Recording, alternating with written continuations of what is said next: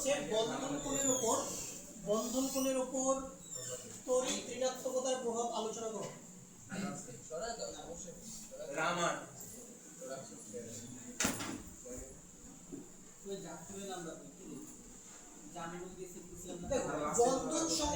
বন্ধন কোণ সংক্রান্ত যে আলোচনা এখানে এখানে আমরা তিনটা কেস ডিসকাস করি। কেস নাম্বার 1 এ আমরা সবার আগে যেটা চেক করব যে দুইটা যোগের সংকরণ ভিন্ন কিনা। দেখো সবাই, দুইটা যোগের সংকরণ ভিন্ন কিনা সবার আগে আমরা এটা চেক করব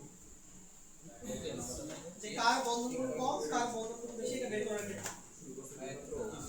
তবে এই ক্ষেত্রে আমরা যে বিষয়টা চেক করব যে কেন্দ্রীয় পরমাণুতে যাতে কোনোভাবেই কি না থাকে, লোন পেয়ার না থাকে। তাহলে সবার আগে চেক করব সংকরণ ভিন্ন কিনা এবং লোন পেয়ার আছে কিনা। লোন পেয়ার যদি না থাকে এবং সংকরণ যদি ভিন্ন হয় দুটো যোগের, সেক্ষেত্রে তুমি দেখবা sp সংকরণের বন্ধন কোণ সবচেয়ে বড়। সেটা কত ডিগ্রি বলো?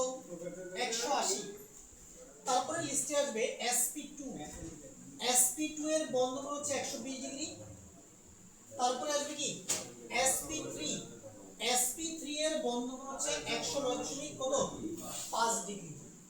তাহলে কেন্দ্রীয় পরমাণুতে যদি মুক্ত জোড় ইলেকট্রন না থাকে তাহলে sp সংকরণের বন্ধন কোণ সবচেয়ে বড়, তারপরে sp2, তারপরে কি sp3। এটা কেস 1 ঠিক আমাদের কেস 1। আচ্ছা, এবার আসো কেস 2। কেস 2 তে আমরা দেখব যে সংকরণ সেম। দেখো সংকরণ সেম কিন্তু লোন পেয়ারের সংখ্যা আলাদা।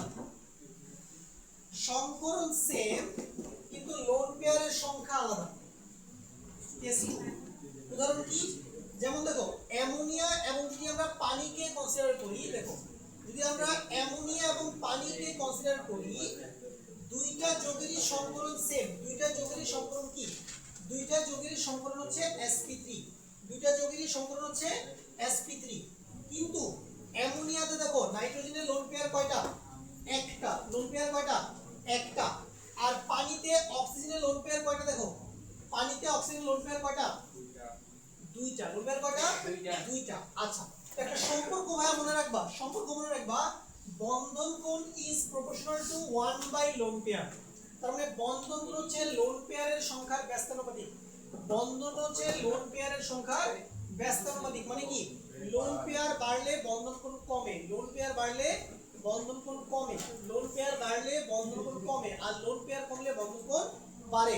তাহলে আমাকে বলো, অ্যামোনিয়াতে একটা লোন পেয়ার আছে, পানিতে দুইটা লোন পেয়ার আছে।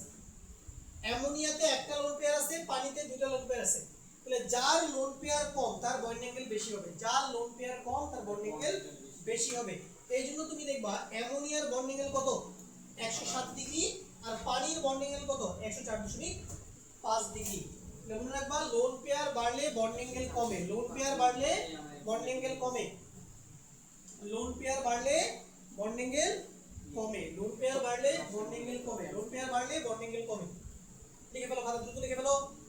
এগুলা থেকে কিন্তু এমসিকিউ সিকিউ দুটোই আসবে। লিখে ফেলো দুটো খাতা। এমসিকিউ একটা ভুল করে দিয়ে একটু এই সেম কোশ্চেন নাউজুবিল্লাহ। এক বছর পর লিসেন পড়ানো না আল্লাহ আমাদের দিবা এটা বন্ধু খাওয়াবি না আপনারা খাওয়া দাও। ও আসলে চকলেট খানা তো চলে গেছে খাওয়াবি না। এই চকলেটের সঙ্গে একটু শর্টেজ আছে বুঝছো? হ্যাঁ চকলেট করে চকলেটের জন্য টাকার জন্য আসলে ছেলেরা একটু ভাগ করে খাও। কি রে ভাই আগে ছেলেদের দিস না না ভাই, মেয়েদেরকে না দিলে আবার মেয়েরা ভাই বুঝই তো নমনীয়। নেক্সট ক্লাসে দিয়ে দিও সব মেয়েরা একটু নমনীয়, মেয়েদেরকে প্রিন্সেস ট্রিটমেন্ট দিতে হবে। ভাগাভাগি দরকার নেই, আগামী ক্লাসে আমাদের শোধ করে দিই। আগামী ক্লাসে শোধ করে দিই, সমস্যা নেই। আগামী ক্লাসে শোধ করে দিই। আগামী ক্লাসে আসলে আনছি এক বক্স, এজন্য আছে শর্টেজ নেই। চারটার বছর দিছি তো এজন্য আমাদের বিরিয়ানি খাওয়া দিলেই চলবে, চকলেট খাওয়া আছে। জি ভাই, আমাদের নেক্সট বিরিয়ানি দাম ভাই ধরো 130 টাকা করে মাইশাআল্লাহ। 350 টাকা না 380 এই মাস্টার তোমরা হয়ে তোমরা খাও চকলেট 80 টাকা ভাই এই ওরা আমরা চকলেট খাই না তাহলে খাওয়া দরকার নেই 80 টাকা এক প্লেট ক্যাশ ধরো সাদিয়া তোমার স্নিকার্স খুঁজছিলাম পাই নাই কোনো দোকানে নাই আছে কি 6 স্যার 2 নাম্বারটা বাংলাদেশি মিস ভাইয়া ঠিক মতো না দিলে কেমনে করবে ধরো স্নিকার তুমি কেন ধরো এই যে স্নিকার আর কেন দিছে ধরো সাইকেল ধরতে পেছো ক্যাচ ছেলে কয়জন 3 2 5 3 8 3 10 জন আছো চকলেট আছে 6টা ভাই আমি আগে বলছি ভাই আমাকে আগে দিতে হবে ভাগাভাগি করে খাও ধরো এ ধরো সবাই ভাগাভাগি করে নাও এই ওদেরকে দাও আরে সমস্যা নাই, যারা পাও না দেখে তিনজন না আল্লাহ আল্লাহ আল্লাহ ভাঙিয়ে ফেলছো ভাই নিয়ে আসেন না আর সমস্যা নেই, এমনি ভাঙা আরেকটা নিয়ে আসেন তুই না বিএমপি সদস্য তুই কেন আমাদের খাওয়াচ্ছিস না আর এটা বলে বিষয় না জিয়া জিয়া শুনি করে জিয়া ভাই শুনি করে চালা চলে যাই চালা চলে যাই দৈনিক দেওয়ার কোটি নাই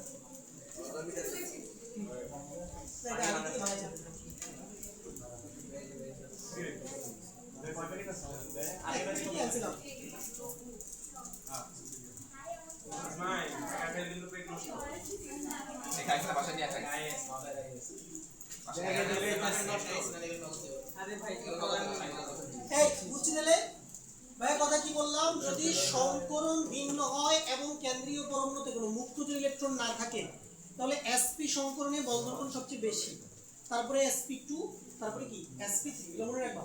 sp তে কত বলো 180, sp2 তে কত 120, sp3 তে কত 109.5 ডিগ্রি। আচ্ছা এরপরে দেখো যদি সংকরণ সেম হয়ে যায় দুইটা যৌগের, তখন আমি চেক করব কেন্দ্রীয় পরমাণুতে লোন পেয়ার আছে কিনা।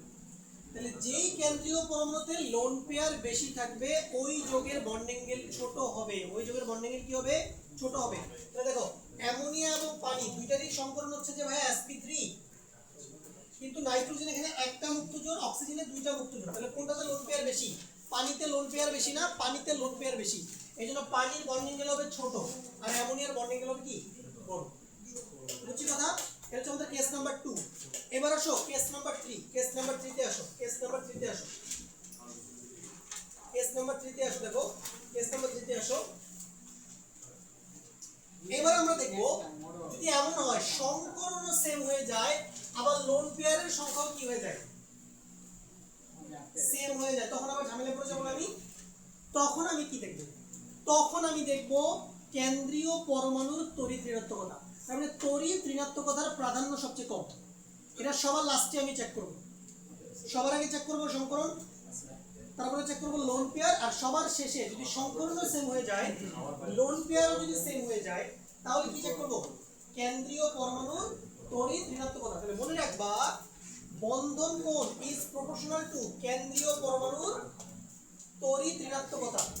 ওকে, তাহলে বন্ধন কোণ ইজ প্রপোর্শনাল টু কেন্দ্রীয় পরমাণুর কি তড়িৎ ঋণাত্মকতা। তার মানে কেন্দ্রীয় পরমাণুর তড়িৎ ঋণাত্মকতা যত বেশি, কেন্দ্রীয় পরমাণুর তড়িৎ ঋণাত্মকতা যত বেশি বন্ধন কোণ তত বেশি, আর কেন্দ্রীয় পরমাণুর তড়িৎ ঋণাত্মকতা যত কম বন্ধন কোণ তত কি কম। মনে থাকবে, ইজি, খুবই ইজি রিলেশন, ঠিক আছে। আচ্ছা এখন এর জন্য তোমাকে এই কয়েকটা মৌলের তড়িৎ ঋণাত্মকতা কি রাখতে হবে, মুখস্থ রাখতে হবে। কত আমাকে বলো, নাইট্রোজেন কত, ইলেকট্রোনেগেটিভিটি কত, নাইট্রোজেনের 3, হাইড্রোজেন কত 2.1, ফ্লোরিনের কত 4, অক্সিজেন কত 3.5, কার্বনের কত 2.5।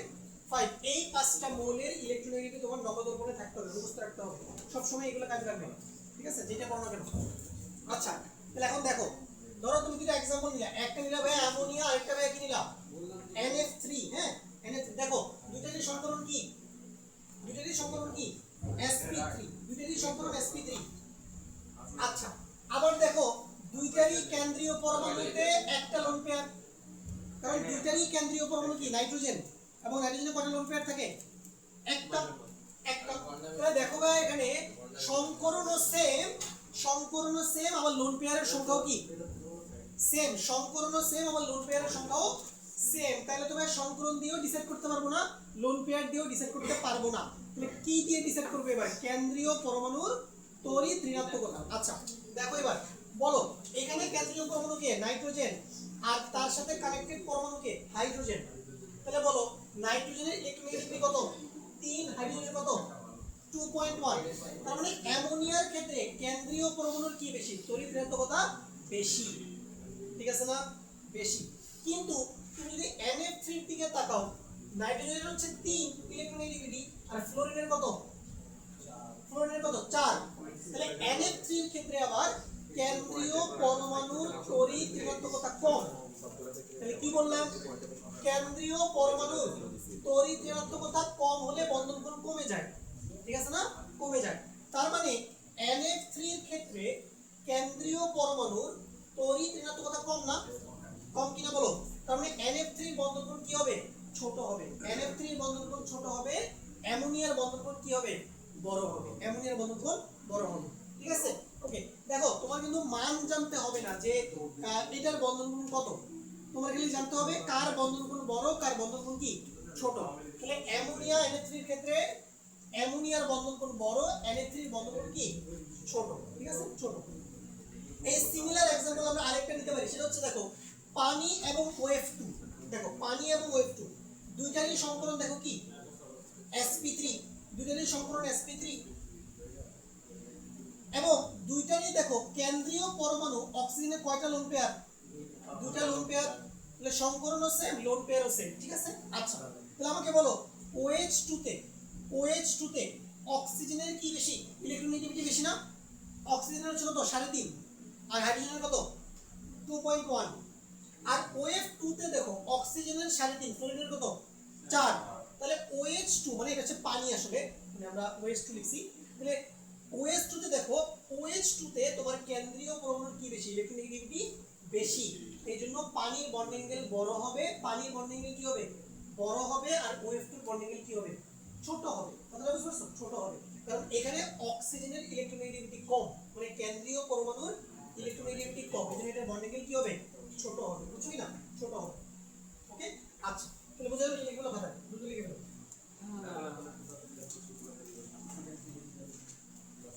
টসে কুন্দন আসছে, হ্যাঁ কুন্দন আসছে, আপনি টস করলেন। আমি তো জামাতে বলতেছি, টসে কি জামাত জামাত আসছে? বলতেছে মেয়েদের জন্য সমস্যা হয়ে যেত। মাইশা এরকম আর এরকম সালোয়ার কামিজ পরে ঘুরতে পারবে, বোরকা পরে ঘুরতে পারবে। হ্যাঁ তুই বোরকা পরা ভালো মুসলিম মেয়ে হিসেবে। টস করে দিছে।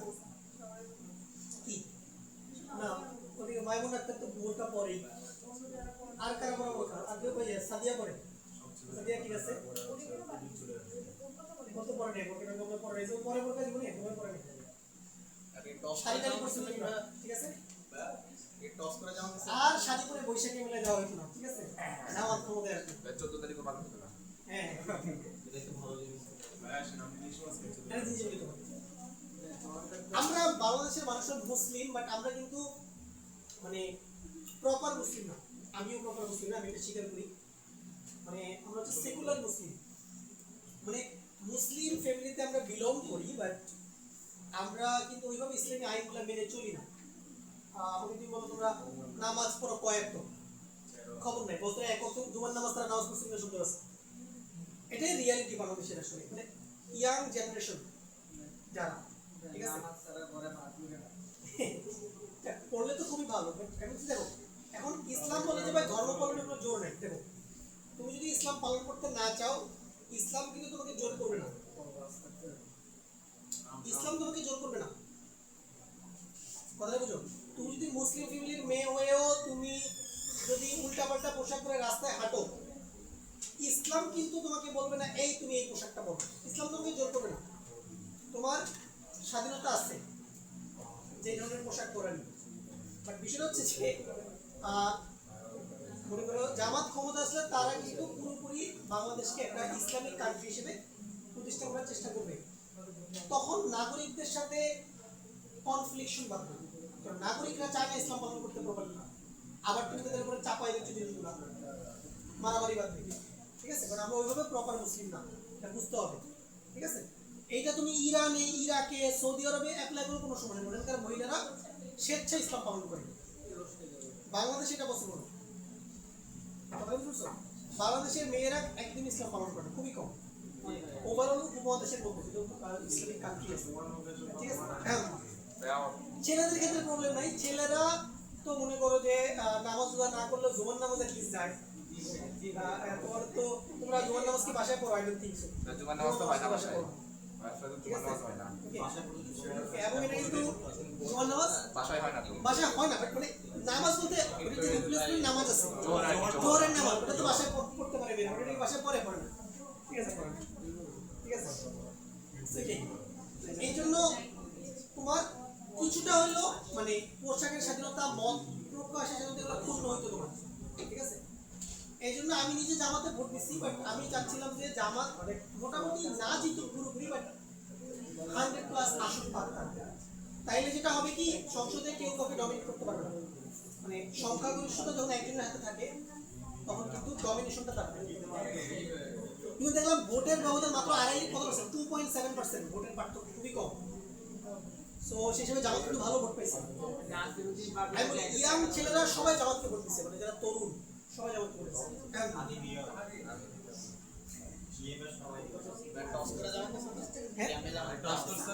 আমি আমি টস বলতে আমি মানে ভোট কেন্দ্রে যাইতে ডিসাইড করছি না জামাতকে ভোট দিব। ভাই হ্যাঁ ভোট দিছেন না না ভোট দিছেন? এটা হ্যাঁ দিছি, বরাবর হ্যাঁ। আচ্ছা ভোট কি একদম বাস্তবায়ন করবে এটা আই ডোন্ট থিংক সো। দেখা যাচ্ছে তোমাদের জন্য ভয়ের বিষয় হচ্ছে বর্তমানে যিনি শিক্ষামন্ত্রী হচ্ছেন আতঙ্ক রেডি হয়। সো খুবই বিপজ্জনক লোক, মানে ভালো মানুষ, খুবই ভালো মানুষ, অনেক শিক্ষিত মানুষ, পিএইচডি ডিগ্রিধারী মানুষ, বাট তোমাদের জন্য একটা অশনি সংকেত। পড়াশোনা না করলে কিন্তু বিপদে পড়বা। আবার বলছি, পড়াশোনা না করলে বিপদে পড়বা। আমরা বাচ্চা দেবো না, হ্যাঁ আমরা বাচ্চা দেবো না, না, তোমরা কেন বলছো? আমাদের ফিক্স থাকবে না, চাঁদপুর এক কচুয়া বুঝেন, আমাদের তো ফিক্স থাকবে না, চাঁদপুর হচ্ছে কুমিল্লা বোর্ড, কুমিল্লা বোর্ড। আমাদের তো ফিক্স থাকবে না, আমাদের কারিকুলাম চেঞ্জ করে দিবে। হ্যাঁ আমরা বাচ্চা দেবো না, না, তোমাদের কারিকুলাম কেন চেঞ্জ করবে? তা আমরা বাচ্চা গেলাম না, ইন্টারের কোনো কারিকুলাম আগামী 20 বছরে চেঞ্জ হবে না। বাচ্চা গেলাম না। চেঞ্জ হবে মাধ্যমিক আর হচ্ছে প্রাইমারি, এগুলো কারিকুলাম চেঞ্জ হবে। ইন্টারের যেটা কারিকুলাম আছে যথেষ্ট স্ট্যান্ডার্ড কারিকুলাম, ঠিক আছে। চলো এটা ক্লিয়ার দেওয়া বুঝছি। এবার চলো, এবার মনে করো আমাদেরকে এরকম 5টা কম্পাউন্ড দিল, কি কি দেখো। আমাকে দিল NH3, আমাকে দিল PS3, আমাকে দিল ASH3, আমাকে দিল SbH3। দেখো সবাই নাইট্রোজেন, ফসফরাস, আর্সেনিক, অ্যান্টিমনি সবাই একই গ্রুপের মতো না, গ্রুপ 50। এবার দেখো দেখো সবার সংকরণ কি বলো, সবার সংকরণ কি? sp3, সবার সংকরণ এখানে sp3। দেখো সবগুলো যোগে কেন্দ্রীয় পরমাণুতে লোন পেয়ারও কয়টা আছে? একটা। দেখো একটা লোন পেয়ার, তাহলে ভাই সংকরণও সেম, নাম্বার অফ লোন পেয়ারও কি সেম। তাহলে কি চেক করতে হবে বলো? কেন্দ্রীয় পরমাণুর তড়িৎ ঋণাত্মকতা। এখন দেখো আমরা সবাই জানি একই গ্রুপে যদি আমরা উপর থেকে নিচে যাই, একই গ্রুপে যদি আমরা উপর থেকে নিচে যাই তাহলে কি বাড়ে বলতো? আকার বাড়ে। কি বাড়ে? আকার বাড়ে। আর মনে রাখবা আকার বাড়লে বাকি সবকিছু কমবে, আকার বাড়লে বাকি সবকিছু কমবে। তাহলে আকার যদি বাড়ে তাহলে তড়িৎ ঋণাত্মকতা কমে যায়। আকার বাড়লে তড়িৎ ঋণাত্মকতা কমে যায়, তার মানে কি? তার মানে আমি যদি উপর থেকে নিচের দিকে যাই একই গ্রুপে তাহলে তড়িৎ ঋণাত্মকতা কমে যায়, ফলে বন্ড অ্যাঙ্গেলও কমে যায়। একটু আগে বললাম যে bond angle is proportional two কি? কেন্দ্রীয় পরমাণুর তড়িৎ ঋণাত্মকতা। তাহলে উপর থেকে নিচে গেলে কি কমবে? কেন্দ্রীয় পরমাণুর তড়িৎ ঋণাত্মকতা কমে যাবে, তার মানে বন্ড অ্যাঙ্গেলও কমে যাবে। ঠিক আছে, তাহলে বলো এই চারটার মধ্যে সবচেয়ে বেশি বন্ড অ্যাঙ্গেল কার? অ্যামোনিয়ার, তারপরে কে? PS3, তারপরে কে? আর্সেনিক H3, তারপরে কি? Antimony H3। বুঝছো? এগুলো কিন্তু আসবে। তোমার কিন্তু বন্ড অ্যাঙ্গেলের এক্সাক্ট মান জানতে হবে না, বারবারই বলতেছি। কি বলতেছি যে বন্ড অ্যাঙ্গেল কার কম কার বেশি এটা তোমার জানতে হবে। এগুলা থেকে তুমি কোশ্চেন পাবাই, কলেজে পরীক্ষা পাবা, বোর্ড পরীক্ষা পাবা, অ্যাডমিশনে পাবা, সব জায়গায় আসবে। আসছিল ওকে, তাহলে তুলে ফেলো এটা তুলে ফেলো।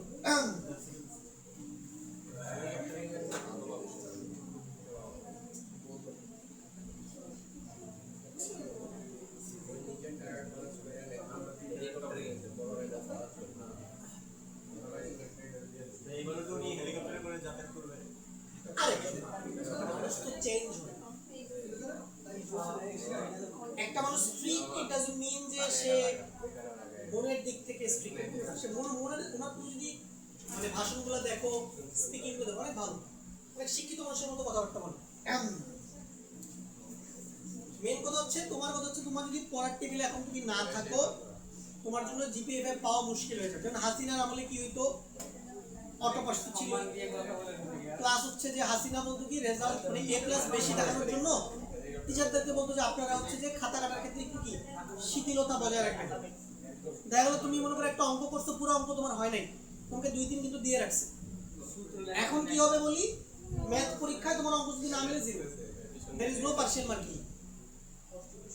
ওকে, তাহলে অনেস্টলি যদি খাতা কাটা হয়, দেখো অনেস্টলি যদি খাতা কাটা হয়, স্টুডেন্ট যদি প্রত্যেকটা জিনিস পুঙ্খানুপুঙ্খভাবে দেখা হয়, সত্যি কথা বলতে এ প্লাসের হার অনেক কমে আসবে। তুমি এটার প্রমাণ তুমি তোমার কলেজের পরীক্ষাতেই পাও। তুমি কলেজের পরীক্ষা কেউ এ প্লাস পায় খুব কম। কেন পায় না? কারণ টিচাররা কোনো শিথিলতা দেখায় না।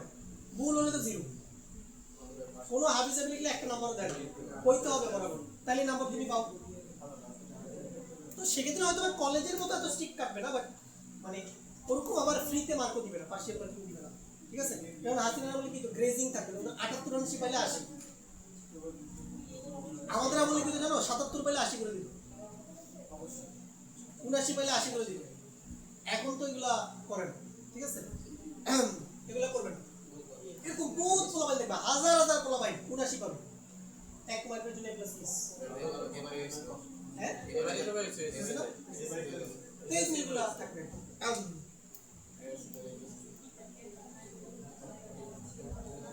এত ভয় পাওয়ার কোনো কারণ নাই। অনলাইনে তোমাদেরকে হুদায় ভীতি প্রদর্শন করাচ্ছে তোমাদেরকে, মানে এটা হচ্ছে মজা পাচ্ছে মানুষরা, বাচ্চাদেরকে ভয় দেখে মজা পাওয়া যায়, ভয় পাক, ঠিক আছে? অযথাই, ঠিক আছে? আর এর থেকে ভাইয়ারা এখন খালি দেখে সবাই দেবে ভয় পাও পড়ার টেবিলে যাও, কোর্স কিনো, এই কিনো সেই কিনো, হুদায়। চলো এবার আমরা গ্রুপ 16 এর ক্ষেত্রে দেখব। ধরো তোমাকে এরকম 4টা কম্পাউন্ড দিল, পানি দিল, হাইড্রোজেন সালফাইড দিল, H2SE, এর নাম কি বলো এটা? সেলেনিয়াম। আর দিল H2T, এটা কি টেলুরিয়াম, ঠিক আছে? টেলুরিয়াম। তো এখানেও দেখো তোমাকে যদি বলে যে এই 4টা যৌগের বন্ধনগুলোর ক্রম লিখো, তাহলে সেম উপর থেকে নিচে গেলে কি তড়িৎ ঋণাত্মকতা কমে যায়, তার মানে বন্ড অ্যাঙ্গেলও কমে যাবে। তাহলে পানির বন্ড অ্যাঙ্গেল সবচেয়ে বেশি হবে, তারপরে হাইড্রোজেন সালফাইড, তারপরে H2SE, তারপরে কি H2TE, ঠিক আছে? আচ্ছা, আর দুইটা যৌগের বন্ড অ্যাঙ্গেল তোমাকে মুখস্থ রাখতে হবে, এগুলো সরাসরি এমসিকিউতে আসে। এটা হচ্ছে PH3 এবং হাইড্রোজেন সালফাইড। দেখো PH3 এর বন্ড অ্যাঙ্গেল কত? 93.3 ডিগ্রি, আর হাইড্রোজেন সালফাইডের বন্ড অ্যাঙ্গেল হচ্ছে 92.2 ডিগ্রি, ঠিক আছে? আচ্ছা, এটা মুখস্থ রাখো।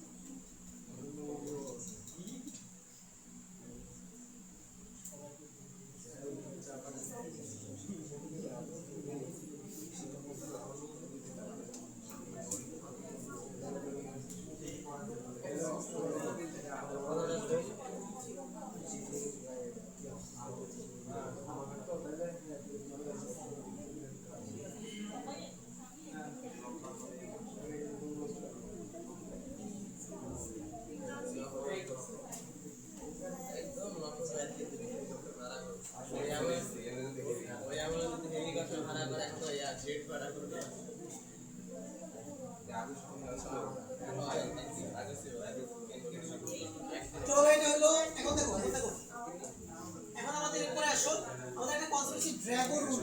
এটা আমরা এখন করব না, এটা আসলে তোমাদের সিলেবাসে নাই। এরপরে এবার লাস্ট একটা কোশ্চেন আমাদের বাকি আছে, এটা বললে আমাদের সংকলন শেষ।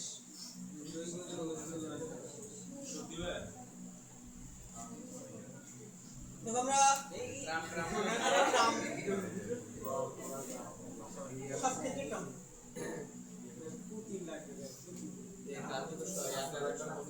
ভ্লাদিমির পুতিনকে চিনো? জি ভাই, জি ভাই। কে? রাশিয়া। আমার খুব পছন্দের একটা মানুষ রাজীব ভাই। আমার পছন্দের মানুষ। ওটা হাসিনা পছন্দ। চলে যাই রাশিয়া, ঠিক আছে কি বলো? না ভাই, পাসপোর্ট পাঠায় চলে আসবে।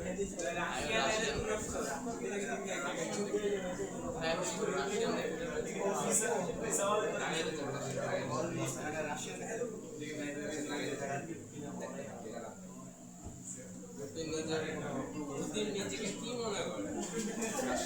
চলো এবার আমরা C2H6 C2H4 এবং C2H2 এই তিনটা যোগে যোগে কার্বনের সংকরণ দেখব। আমরা কিন্তু অলরেডি কার্বনের একটা সংকরণ দেখছি, সেটা হচ্ছে sp কোন যোগে? কার্বন ডাই অক্সাইডে, লাস্ট ক্লাসে আমি পড়াইছিলাম। এখন আমরা এই তিনটা দেখব, এই তিনটা থেকে তোমরা ইনশাআল্লাহ যে কোনো একটা কমন পেয়ে যাবে। ওকে, আর যে কোনো বিশ্ববিদ্যালয়ের ভর্তি পরীক্ষায় মাঝে মাঝে এগুলা রিটেনে লিখতে হবে। দেখো, সো আমি সবার আগে আছে C2H6 এগুলো দিয়ে দেখো। একটা জিনিস বাদ দিয়ে দিলাম। সো কার্বনের ইলেকট্রন নেগেটিভ কি লিখো আমি 1s2 এই সবাই আমার সাথে লিখো 1s2 2s2 P2 এটা ঠিক আছে। তাহলে s এর জন্য একটা ঘর, p এর জন্য তিনটা, তাহলে 1 2 তাহলে ভাই আমি আবার লিখছি একটা এটা s p s r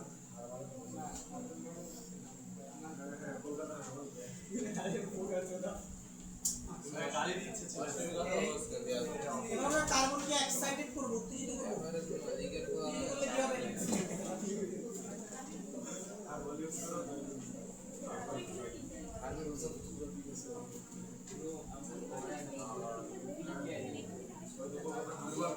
তাহলে S এ একটা, PX এ একটা, PY তে একটা, PZ এ একটা, ঠিক আছে?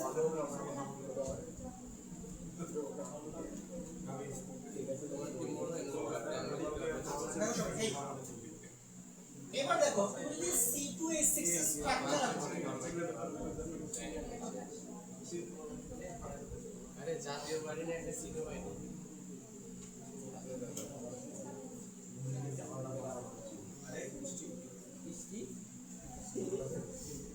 যদি C2H6 এর স্ট্রাকচার এরকম একটা স্ট্রাকচার, দেখো স্ট্রাকচার করো। এই দেখো সবাই, দেখো তো, এই দেখো এখানে কার্বনের চারপাশে মোট একক বন্ধন কয়টা বলো? একটা, দুইটা, তিনটা, চারটা। তাহলে বলো প্রতিটা কার্বন পরমাণুর চারপাশে মোট একক বন্ধন কয়টা আছে? চারটা। চারটা। মনে রাখবা একক বন্ধনকে কি বলে? সিগমা বন্ধন। একক বন্ধনকে কি বলে? সিগমা বন্ধন। সকল একক বন্ধন সিগমা বন্ধন, সকল একক বন্ধন সিগমা বন্ধন। আর যে কোনো দ্বিবন্ধনে একটা সিগমা বন্ধন থাকে, একটা পাই বন্ধন থাকে। যে কোনো ত্রিবন্ধনে একটা সিগমা বন্ধন থাকে, দুইটা পাই বন্ধন থাকে, আমরা সবাই জানি। এখন লক্ষ্য করো, তাহলে প্রতিটা কার্বন পরমাণুর সংকরণ এখানে আলাদাভাবে বিবেচনা করতে হবে। প্রতিটা কার্বন পরমাণুর সংকরণ এখানে কি আলাদাভাবে বিবেচনা করতে হবে। তাহলে আমরা দেখতে পাচ্ছি প্রতিটা কার্বন পরমাণুর চতুর্দিকে সিগমা বন্ধন কয়টা আছে? চারটা। কার্বন যদি চার হাতে থাকে তাহলে কার্বনে কোনো মুক্ত জোড় ইলেকট্রন থাকে না। তাহলে এখানে প্রতিটা কার্বন পরমাণুর সংকরণ হবে কি বলো? sp3। কি হবে? sp3, বিকজ সিগমা বন্ধন কয়টা? চারটা। সিগমা বন্ধন কয়টা? চারটা। দেখো এখানে এই কার্বন হবে ভাই sp3 সংকরিত, এই কার্বনও কি সংকরিত হবে? sp3 সংকরিত, ঠিক আছে? আচ্ছা এখন আমাকে বলো sp3 মানে কি? একটা s আর তিনটা p কি মিশানো হয়েছে? একটা s আর তিনটা p কি মিশানো হয়েছে। তাহলে মোট কয়টা অরবিটাল মিশাইছি? চারটা। তাহলে আমরা কি বলছিলাম? যতটা অরবিটাল মিশাবো ততটা কি উৎপন্ন হয়? সংকর অরবিটাল। তার মানে এখানে প্রতিটা কার্বন পরমাণুর কাছে কয়টা করে সংকর অরবিটাল আছে? চারটা করে সংকর অরবিটাল আছে, এবং প্রতিটা সংকর অরবিটালের নাম কি? sp3। sp3। আচ্ছা তাহলে দেখো ছবিটা কিভাবে আঁকবো, দেখো যেভাবে আঁকছি সুন্দর করে দুইটা কার্বন এরকম পাশাপাশি লিখে ফেলবা, ঠিক আছে? পাশাপাশি লিখে ফেলবা। আচ্ছা এই দেখো পাশাপাশি লিখে ফেলবা। তাহলে বলো এই কার্বনের কাছেও কি চারটা সংকর অরবিটাল আছে? এই কার্বনের কাছেও কি আছে? চারটা সংকর অরবিটাল আছে। আচ্ছা না হাইড্রোজেনের কাজ পরে, আমাদের তিনবার মনে হয়। সংকরণ তো হবে কার্বনের, হাইড্রোজেনের তো কোনো সংকরণ আমরা কনসিডার করব না।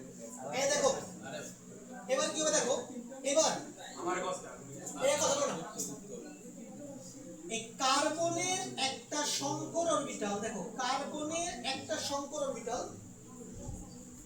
কার্বনের একটা সংকর অরবিটাল তার পাশের কার্বনের একটা সংকর অরবিটালের সাথে কি মুখোমুখি অতিক্রমণ ঘটাবে, ঘটিয়ে এই যে কার্বন কার্বন যে সিগমা বন্ধনটা দেখতে পাচ্ছ না মাঝখানে আছে না সিগমা বন্ধন, কার্বন কার্বন, এই সিগমা বন্ধনটা গঠন করবে, ঠিক আছে। আচ্ছা তাহলে দেখো প্রতিটা কার্বন পরমাণু কি করবে, চারটা সংকর অরবিটালের মধ্যে একটা সংকর অরবিটাল ইউজ করবে নিজেদের মধ্যে কি গঠন করার জন্য, সিগমা বন্ধন গঠন করার জন্য, ঠিক আছে না, গঠন করার জন্য।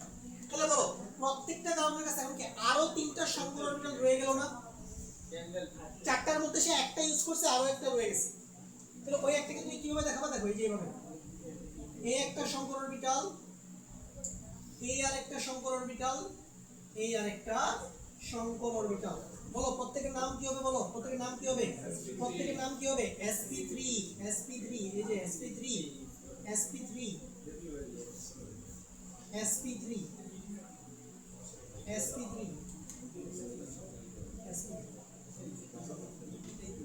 ঠিক আছে।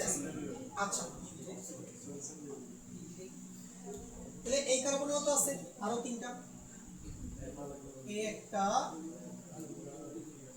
এই আর একটা, এই আর একটা, ঠিক আছে।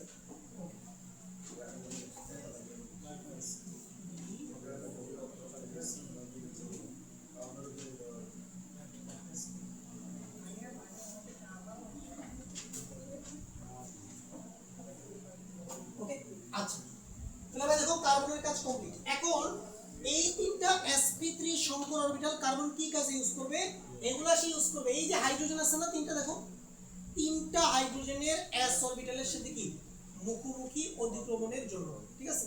তাহলে জাস্ট তিনটা হাইড্রোজেন নিয়ে আসবে, হাইড্রোজেন আসবে বললাম, হাইড্রোজেন মানে তো ভাই বললাম, হাইড্রোজেন মানে তো বললাম, গোল্লা দাও তিনটা, এই একটা গোল্লা, এই আর একটা গোল্লা, এই আর একটা গোল্লা, তিনটা গোল্লা মানে তিনটা হাইড্রোজেন। তাহলে এখানে আরো তিনটা গোল্লা দাও, এই একটা গোল্লা, এই একটা গোল্লা, এই একটা গোল্লা, ঠিক আছে। গ্লোবাল লিভিং গুলো দেখো,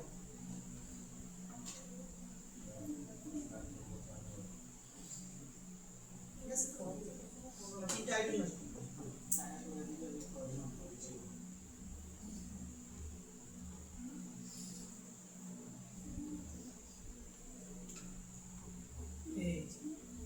এইটা হচ্ছে আমাদের কি বলো, এটা হচ্ছে আমাদের ইথেন অণুর কি চিত্র, অরবিটাল চিত্র এটা, ঠিক আছে। C2H6 এর অরবিটাল চিত্র।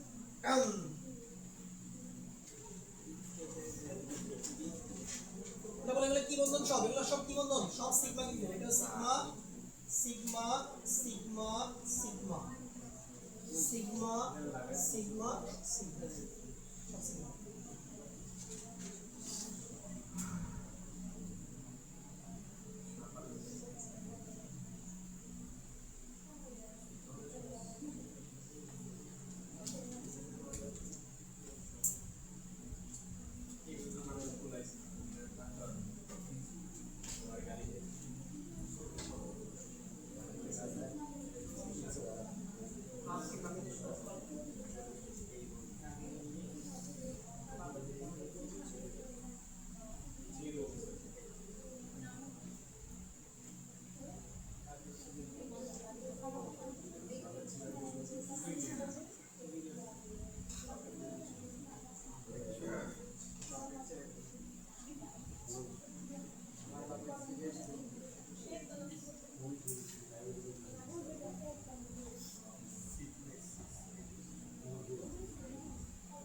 ওকে এটা C2H6 হলো। আচ্ছা চলো এবার আমরা দেখব C2H4 এর গঠন। দেখো এবার তুমি একটু C2H4 এর দিকে তাকাও, এটা হচ্ছে কার্বন কার্বন ডাবল বন্ড, আর প্রতিটা কার্বনে দুটো হাইড্রোজেন থাকে।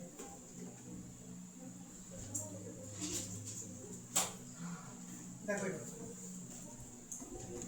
তাহলে বলো আমাকে, বলো এইবার প্রতিটা কার্বন পরমাণুর চারপাশে কয়টা সিগমা বন্ড আছে দেখো। এটা কিন্তু ভাই ডাবল বন্ড। ডাবল বন্ডে কয়টা সিগমা বন্ধন থাকে? একটা। তাহলে এইটা একটা সিগমা বন্ড, এইটা একটা সিগমা বন্ড, এইটা একটা সিগমা বন্ড। তাহলে প্রত্যেকটা কার্বন পরমাণুর চারপাশে সিগমা বন্ধন কয়টা? তিনটা। তিনটা। এবং কার্বনে কোনো মুক্ত জোড় নাই, এবং কার্বনে কোনো মুক্ত জোড় নাই। তার মানে এখানে প্রতিটা কার্বন পরমাণু কি সংকরিত হবে? sp2। এখানে সংকরিত হবে কি? sp2। তাহলে এখানে প্রতিটা কার্বন পরমাণু sp2 সংকরিত, sp2 সংকরিত। তাহলে এই কার্বনও সেম কি সংকরিত? sp2 সংকরিত, sp2 সংকরিত। আচ্ছা ওকে, বুঝছো? তাহলে ভাইয়া দেখো sp2 সংকরিত মানে কি? দেখো সবাই এই sp2 সংকরিত মানে কি? এইবার আমি কি করব? একটা s নিব, px নিব, আর কি নিব? py নিব। দেখো একটা s নিব, px অরবিটাল নিব, p অরবিটাল নিয়ে কি আমি সংকরণটা ঘটাবো। তাহলে বলো তো প্রত্যেকটা কার্বন পরমাণুতে একটা করে pz অরবিটাল কি অবস্থায় থাকবে? অসংকরিত অবস্থায় থাকবে না? প্রত্যেকটা কার্বন পরমাণুতে একটা করে pz অরবিটাল কি অবস্থায় থাকবে? অসংকরিত অবস্থায় থাকবে। তাহলে দেখো এখন তুমি কিভাবে আঁকবা ছবিটা? আগের মতোই পি ওয়াইটাকে অসংকরিত করতে হবে। জেনারেলি আমরা pz কে অসংকরিত করি জেনারেলি। এই আবার কোন দিছি? দেখো তাহলে পাশাপাশি দুটো কার্বন, তাহলে বলো প্রত্যেকটা কার্বন কি সংকরিত? sp2। তাহলে কয়টা অরবিটাল মিশন হইছে? একটা s, দুইটা p, মোট তিনটা অরবিটাল মিশন হইছে। তাহলে সংকর অরবিটাল কয়টা পাওয়া যাবে? তিনটা। তাহলে প্রত্যেকটা কার্বন পরমাণুর কাছে কয়টা সংকর অরবিটাল থাকবে? তিনটা। তিনটা। এই তিনটার মধ্যে একটা কার্বন ইউজ করবে নিজেদের মধ্যে কি বন্ধন গঠন করার জন্য। এই যে ঠিক আছে, নিজেদের মধ্যে বন্ধন গঠন করার জন্য। আর বাকি দুটা সে কার জন্য রেখে দিবে? বাকি দুটা সে হাইড্রোজেনের জন্য রেখে দিবে। এই যে। এইখানে একটা দাও, এইখানে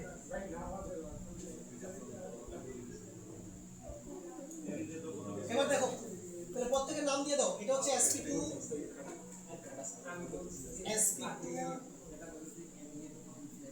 sp2,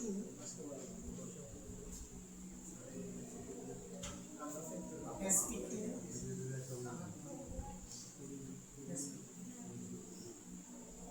আচ্ছা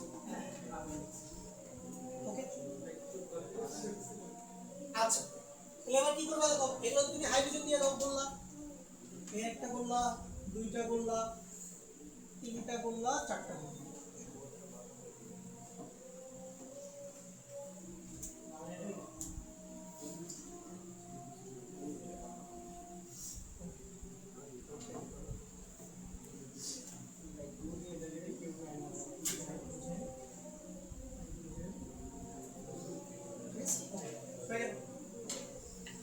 এবার দেখো তাহলে আমাদের কার্বনের কাজ শেষ, হাইড্রোজেনের কাজ শেষ।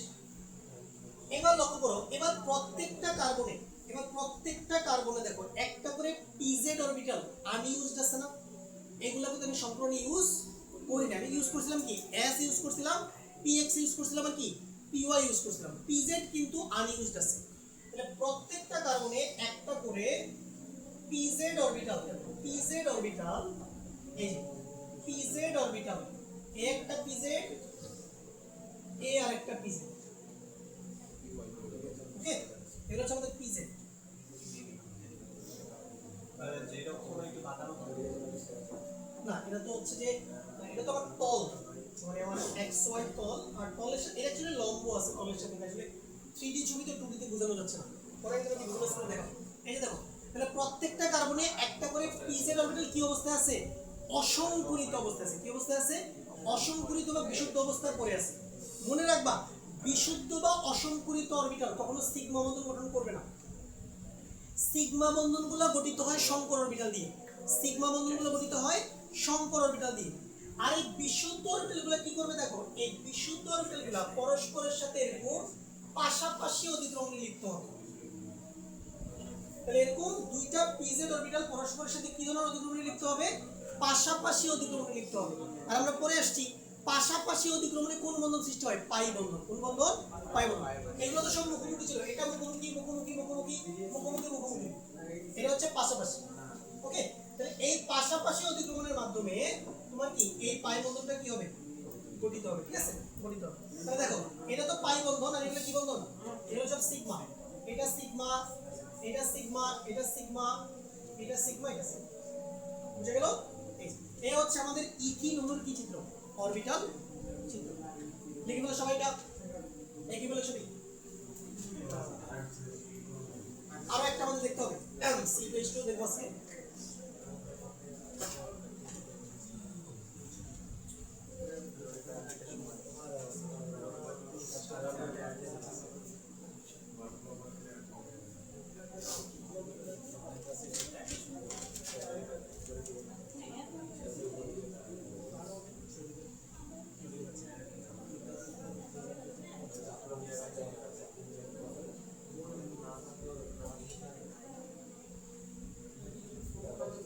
এটা হইছে, তাহলে আমাদের C/2, এবার আসলে লাস্ট ওয়ান C2H2।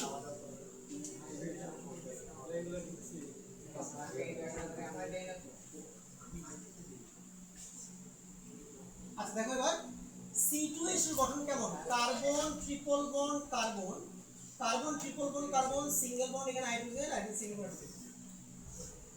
দেখো এবার এই বলো তো, এবার প্রত্যেকটা কার্বন পরমাণুর চারপাশে কয়টা সিগমা বন্ড আছে? দুইটা। কারণ ট্রিপল বন্ডে একটা সিগমা থাকে, দুইটা পাই থাকে। তাহলে দেখো এইটা একটা সিগমা বন্ড, এইটা একটা সিগমা বন্ড, তাহলে দুইটা সিগমা বন্ড। তাহলে এইবার কার্বনের সংকরণ হবে sp। কি সংকরণ হবে? sp। তাহলে এখানে দেখো, এখানে একটা সিগমা বন্ড, এখানে একটা সিগমা বন্ড, তাহলে এখানেও এই কার্বনের সংকরণ হবে sp। তাহলে ইথাইন অণুতে প্রতিটি কার্বন পরমাণু কি সংকরিত? sp সংকরিত। কি সংকরিত? sp। তার মানে তোমাকে একটা s নিতে হবে আর একটা p নিতে হবে, একটা s নিতে হবে একটা p নিতে হবে। তার মানে আমরা কি করব এবার? আমরা একটা s নিব আর একটা px নিব, একটা s নিব একটা px নিব সংকরণের জন্য। তাহলে কয়টা অরবিটাল মিশাচ্ছি? দুইটা অরবিটাল মিশাচ্ছি। তাহলে সংকর অরবিটাল কয়টা পাবো? দুইটা। প্রত্যেকটার নাম কি হবে? sp। প্রত্যেকটার নাম হবে sp। তাহলে প্রত্যেকটা কার্বনে এবার দেখো একটা py আর একটা pz কি থাকবে? আনইউজড। একটা py একটা pz আনইউজড, অলিগনসে বিশুদ্ধ, অলিগনসে অসংকরিত, যেটা বলতে চাও কোনো সমস্যা নেই। ঠিক আছে? আচ্ছা তাহলে ছবিটা কেমন হবে দেখো। এবার তুমি কি করবা? তুমি দুইটা কার্বন পাশাপাশি লিখবা। তাহলে এবার প্রত্যেকটা কার্বনের কাছে কয়টা সংকর অরবিটাল আছে? দুইটা। এই দুইটার মধ্যে একটা সে ইউজ করবে নিজেদের মধ্যে কি সিগমা বন্ধন গঠন করার জন্য। এই যে এটা হয়ে গেল। আর সে আরেকটা রেখে দিব হাইড্রোজেনের জন্য, আরেকটা সে রেখে দিবে হাইড্রোজেনের জন্য। এই যে রেখে দিবে। এখন দেখো এই জায়গায় ওভারল্যাপ হবে। ওকে, আচ্ছা সো এই জায়গায় কি হবে বলো? হাইড্রোজেন গোলা দিয়ে দাও। হাইড্রোজেন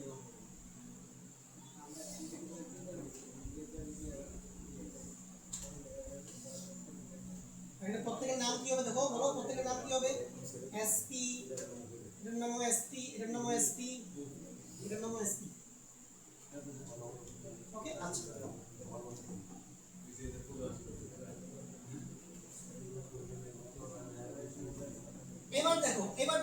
এবার আমি কি বললাম? প্রত্যেকটা কার্বনে একটা py আর একটা pz কি অসংকরিত অবস্থায় আছে। এগুলো কিভাবে আঁকবো দেখো। এই হচ্ছে আমাদের pz, এই হচ্ছে আমাদের pz, দেখো এই হচ্ছে আমাদের pz, সরি pz না সরি, এটা py, সরি py। এই হচ্ছে আমাদের py, এই হচ্ছে আমাদের py। এই যে py, pz কে তুমি কেমনে আঁকবা দেখো, pz কে তুমি কেমনে আঁকবা?